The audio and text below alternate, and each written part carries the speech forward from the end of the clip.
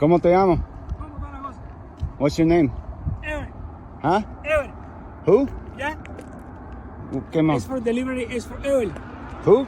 No, it's my name is Juan Carlos. Delivery for who? Ya. Name. ¿Cómo te llamo de lo? Es Ever. Ever. Ever. Ya. Ever? One second. Mi no sabe. One second. Come on. Go ahead.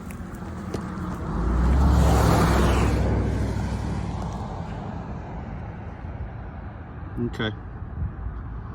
So, mucho problema. Toma. Bravo. Dice aquí el señor que no le han pago. Yes, you the price. Huh? Es you es.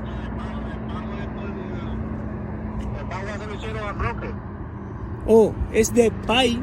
It's for the broker. So that's Michael Freeman right there. You Michael Freeman, Mr. Ever? Dale. I don't know. I am working. So at this point, we're just going to get into the commentary part. I flow better without keeping in sequence, but by the time you saw those, that interaction with the shipper, there's still some kind of retro back and forth because it was an hour conversation I had with the shipper before that interaction, where a lot of these decisions or possibilities were talked about but not decided at this point. They knew they didn't want me to deliver it before we ever arrived there. I knew I wasn't going to unless I could verify and get a picture of Mr. Michael Freeman and a picture of his identification to prove he was who he said he was. So all of us knew this wasn't going to go down by the time you saw this video. But with all the owners and the brokers talking, they knew they needed me to dump it. They were already in a pickle. They're fighting with having to compensate me for the delivery time, plus maybe some detention, plus they already know the normal deal.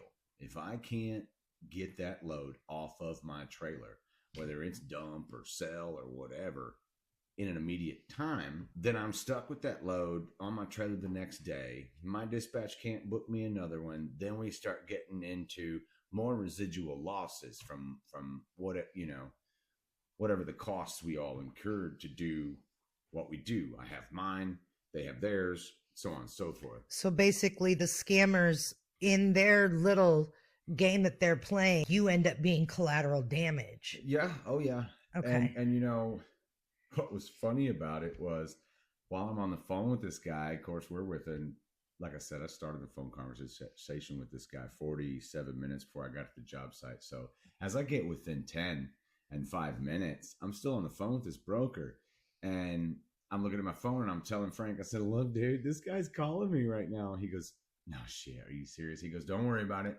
You don't have to answer that guy. You don't have to respond to him. Nothing. He goes, we're all going to play the game. I said, let me get this interaction recorded and I'll call you back. But they were leaning on me to, what do I want to do? And I said, well, this $5,000 in product on my trailer sounds really stupid to dump. Not only did I not know how I would do that, a marketplace sale would take time. Is that in Midland? Is that in DFW? How does that all work out? They didn't know, but they were looking at me to, here's what we've decided. Don't deliver it. What do you want to do? I said, I need some time to process this. I said, I got that interaction. I'm literally on this weird, like I've been on county roads, but this was some weird thing I'd never seen. I said, let me just get to a safe place. Let me take a breather. Let me process all this and figure out what I'm going to be able to do and what I'm not going to be able to do. I really thought I was getting that load off at 5:30. I'd park somewhere close, go to sleep that night, and wait and see what happened, get a load the next day. So I go to the nearest truck stop, take my breather. That's when I called a couple guys, figure out if I could sell it, right? Did I need to put it on marketplace there in Midland right then and there? Didn't know at this point. So after talking to one particular guy, he even texted me, don't forget to send me the pictures of the load. I said, I didn't forget. I'm in Midland. I got one bar of phone service, and I go back and look, and the pictures are still loading. So, I'd offered him, and hey, I got $5,000 and 130 25-foot long purlins, 4-inch wide. And he was interested. So I grabbed me a bite to eat. I'm still at the same time juggling, calling back my wife to clarify her this isn't a scam from the top down. The broker's legit. This guy screwed them. Here's what I'm dealing with. I mean, I'm talking just, it was the wildest ride I'd ever been in. And You try being the wife on the other side of the phone, hearing about it. some of these guys talk about stay comfortable being uncomfortable. And I was like, well, I didn't think I was that guy, but look what I just did. Holy crap. At this point, I think I'm getting paid $750 to deliver it. And then whatever I sell it for is mine, you know? And a dispatch is, she's nervous. She's confused. She says, look, we don't have anything in writing that says they said that.